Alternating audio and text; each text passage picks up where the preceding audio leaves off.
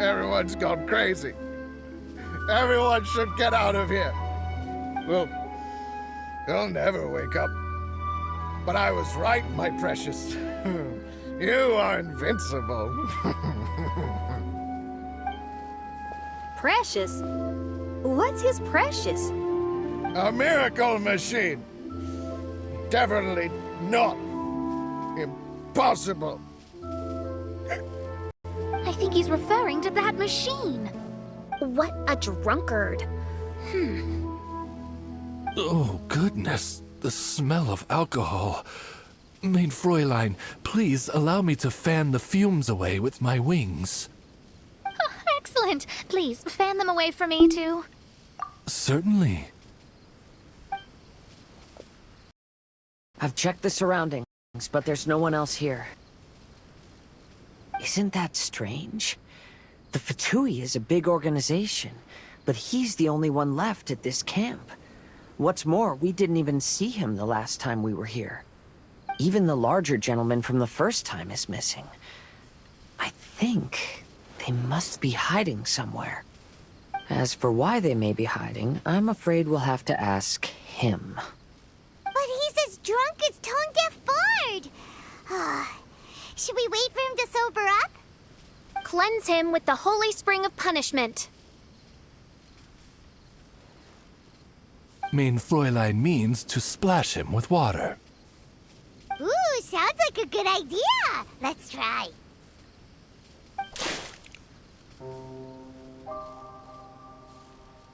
Hey, he opened his eyes. Huh? Hey, are you one of the Fatui? Can you tell us what happened here and what that machine is for? Fatui? Ha! Fatui! Those blockheads from the administration will regret it now! That's what you get for rejecting my research, forcing me to conduct my research on this deserted island. My precious! My precious! Why is he crying? Looks like he has a lot of pent-up emotions. You mocked me! And my precious invention. You don't know anything about the future. Only my invention can help us conquer the world. Idiots. Such idiots. Ow! Don't hit me. I won't blow up the lab again. I'm sorry. I didn't mean to. This man's gone insane. There's no way we can communicate with him. He wasn't like this when we first met him. It looks like the effects have grown worse, to the point of driving him mad. My manuscript. My manuscript. Only that can save. Manuscript? Where is it? Don't yell at me. Don't yell at me. Official, don't yell at him. Then I'll... Let me try.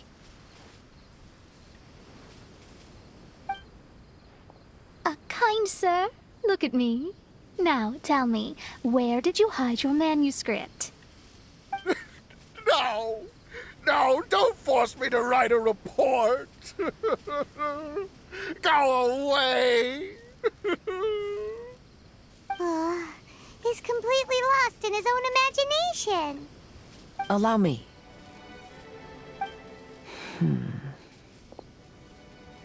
Please excuse me.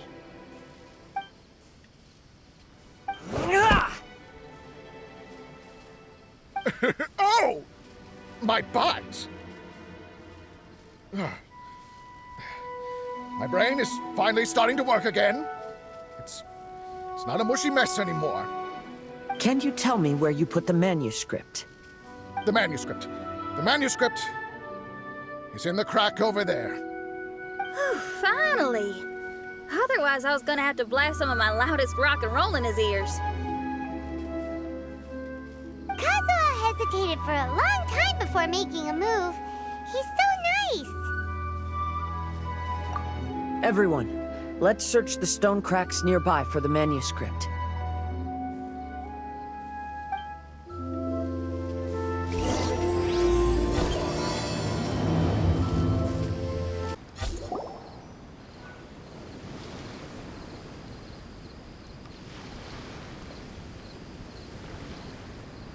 Found it!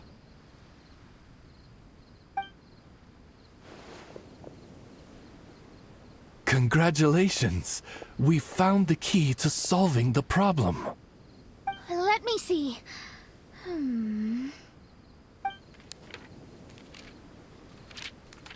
Just as I thought. This machinery, named cognitive mimicry, is capable of altering the state of people's brains. It was invented by the researcher we met earlier. His name is Persakov. According to the manuscript, the Fatui officials did not support Persakov's research. They believed he had taken the wrong path. But Persakov insisted on putting his machine to use. In order to achieve that, he disassembled the machine and used his connections to transport the parts to this deserted island. How did they find this island? The Fatui's intelligence network is not to be underestimated. Persakov was dead set on carrying out his experiments on this island. Most of his subjects were junior Fatui soldiers who all signed a waiver beforehand. It looks like they really thought this machine would benefit the Fatui. How does the machine work? That's most likely top secret. The manuscript didn't reveal any details, but Persakov did mention that the machine was modeled after the power of a god. Does that mean there's a god connected to these dreamlike mirages, and the Fatui found a way to research it? Clearly. Otherwise, they wouldn't have been able to reproduce the god's power. Anyway, Persakov's experiment did not go as planned. The machine broke down just days after it was activated. They tried to fix it, but the technologically illiterate Fatui soldiers completely ruined the machine. Even its most important component of all, the crystalline cores, got ejected and disappeared. A testament to the importance of maintenance in all aspects of life. I believe we can all learn something from this. Persakov may be a mad scientist, but he didn't want to see his subordinates suffer. Besides, if he didn't solve the problem, he would end up going insane as well. As a last resort, Persakov went out on his own to look for the cores. But he was just a sickly researcher, unfit for the task. He had to give up. Then, Persakov went searching for the soldiers who had gone mad and strayed from the group, and took them to a hidden cave. I think that was where they were at the day we arrived on this island. Persakov was taking a strong Fatui soldier somewhere. Yes. It took Persakov all of his strength to get all the missing soldiers into the cave. He tried to snap them out of it with music and poetry, but nothing worked. We came here once, but there was no one around. Come to think of it, that must have been the day Persakov was busy gathering the soldiers into the cave. There's good news and bad news written on the last few pages. The good news is, Persakov managed to figure out the location of the crystalline cores by piecing together the snippets of information he could get from the delirious soldiers. The bad news is Persakov failed to revive them and eventually succumbed to the device's influence himself. The last few pages of the manuscript are just unintelligible drunken scribbles. It appears that the responsibility for this issue now falls to my retainers and I. There's a map in the manuscript. The markings should indicate the locations of the crystalline cores.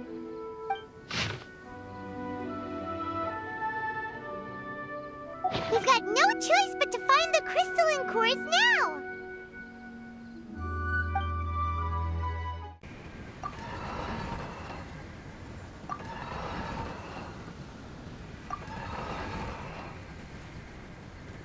Reduced to just standing around. How absurd. This should be one of the crystalline cores mentioned in the manuscript.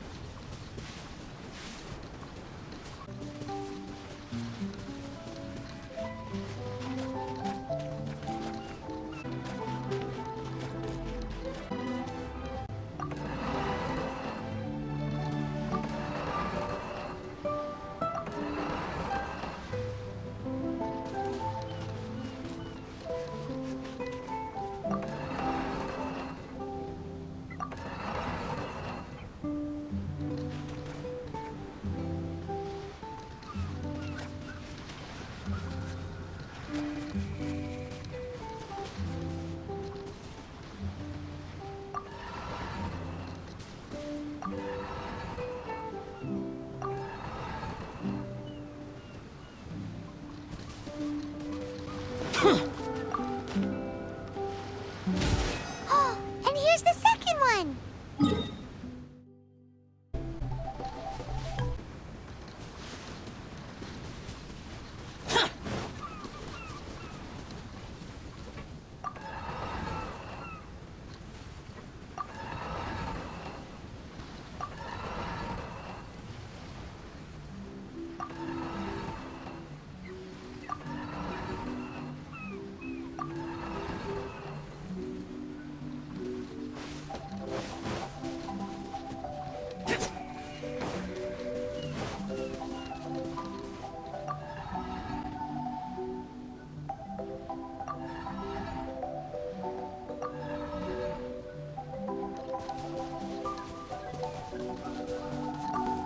We found all the crystalline cores!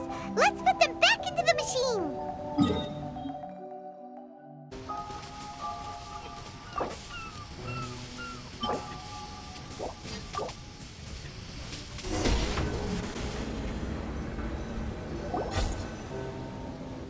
We've inserted all the crystalline cores, Mona. Is that all we needed to do? I think so. That's what the manuscript says, anyway. Let's give it some time. Hopefully it'll return to normal.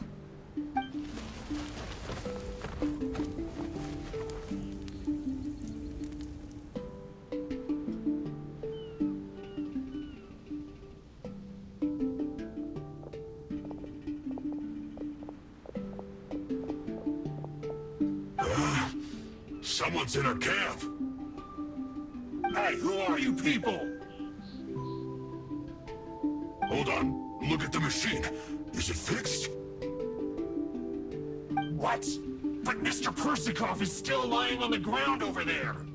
We're the ones who fixed the machine! Yeah, you're welcome! We could have had a nice, relaxing vacation if all of this hadn't ended up occupying so much of our time. Apologize to me and my retainers at once. Uh-huh? Oh no, I'm out of here. Hey! Don't leave me here on my own!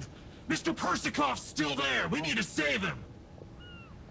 Those two definitely seem a little more lucid now. It looks like we succeeded. Yay! Let's get out of here then! Paimon wants to spend the rest of this vacation back at our own camp. Yeah, but it feels like our camp now. Kinda like our temporary home. Then perhaps we should call it the Embassy of the Imanakreich and Dodoland. Huh? No! That's too many words! Paimon would prefer something easy to remember. Come on, let's go home now.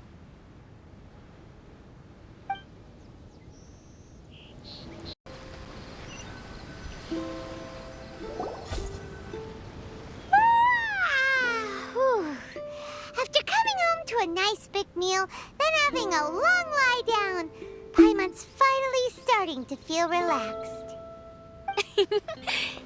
Is the hospitality of the Imanakreich to thy liking? Paimon's loving it.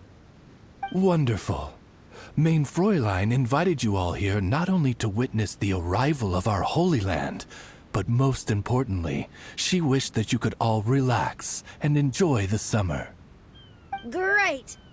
Well, I've come to the right place. I love it here. May this place become an eternal paradise.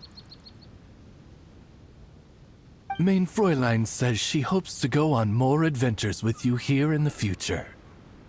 Of course. And you should come find me and Leo when you get the time.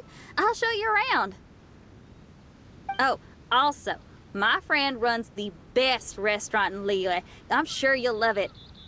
If you're into opera, you should go see Yunjin. She's the nicest person, and she likes making friends with new and interesting people.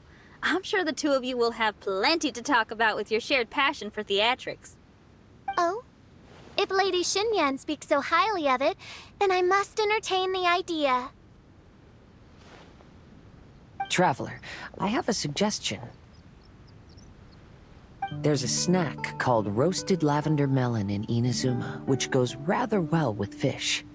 Why don't we roast some fruit and seafood for dinner tonight? Then it's decided. I'll go gather some more fruit. And for seasoning... Yep, that should do it. Ah, you're all here.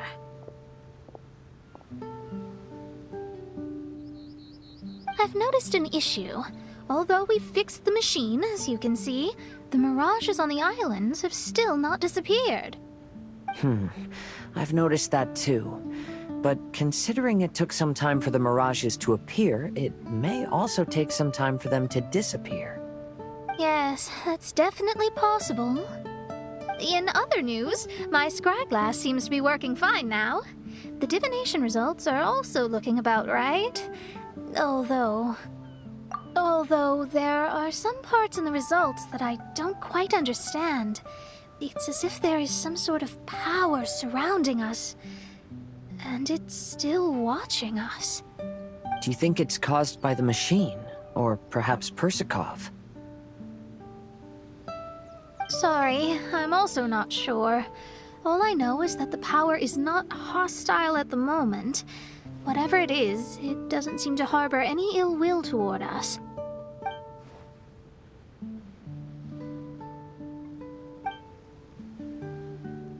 Well, although there's nothing left to disturb us and we can finally kick back and enjoy our vacation, we still ought to be cautious while we're on these islands. I will keep seeing what the stars say every day.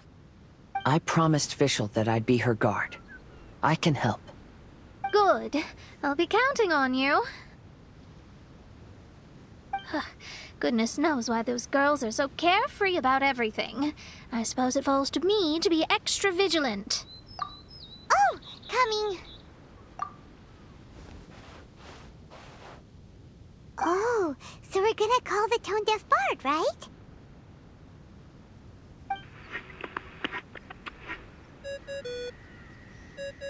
Well, hello there, strangers.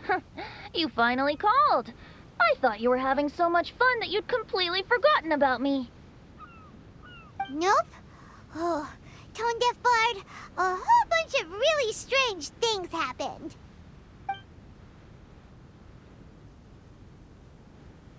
A strange machine that can imitate the power of a god? Wow. I didn't know the Fatui had plans like that. Their imaginations are truly running wild. So, judging from your tone, it sounds like you don't know any more about this than we do. Alas, I am but a humble bard who sings for his Mora in the tavern. Why would I know anything about it? Ugh, so annoying. But other than that, did you two have fun? We did! We ate a lot of yummy food and saw loads of amazing things! It was really cool! That's good. The point of traveling is to record any feelings stirred along the way. As long as you had an unforgettable experience, this journey has served its purpose. As for the mysterious voice, although we don't know who it was, not only did she not harm you, she also helped you to gain a better understanding of each other, right? If you look at it that way, maybe she meant you well. I mean, if she was able to intercept Alice's communication tool, I'm sure she's also plenty capable of attacking you. Tone Deaf Bard is right.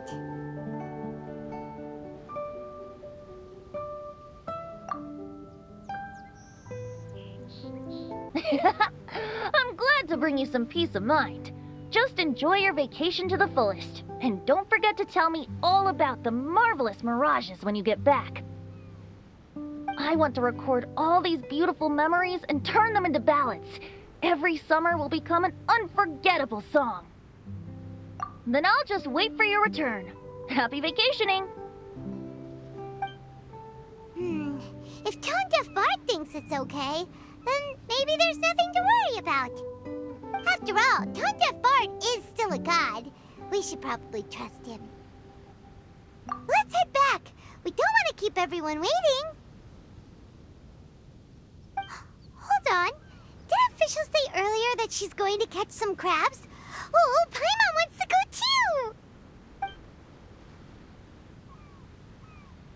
too! Now you have solved the mystery. Doesn't it make you feel happy? Satisfied?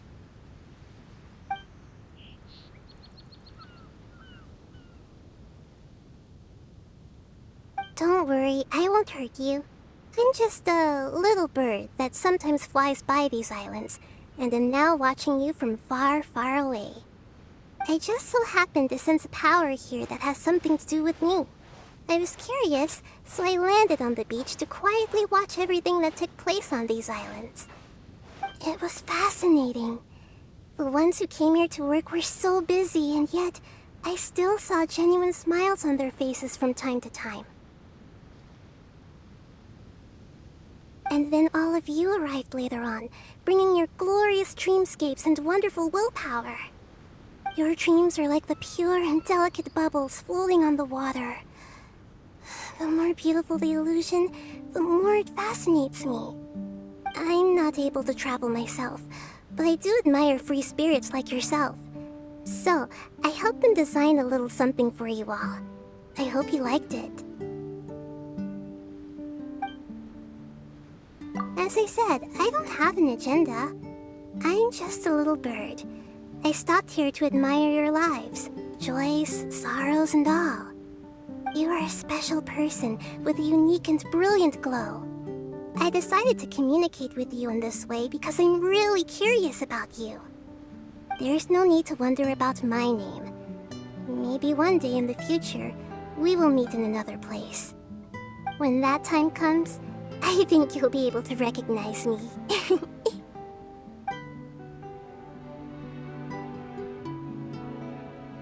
Hey, what are you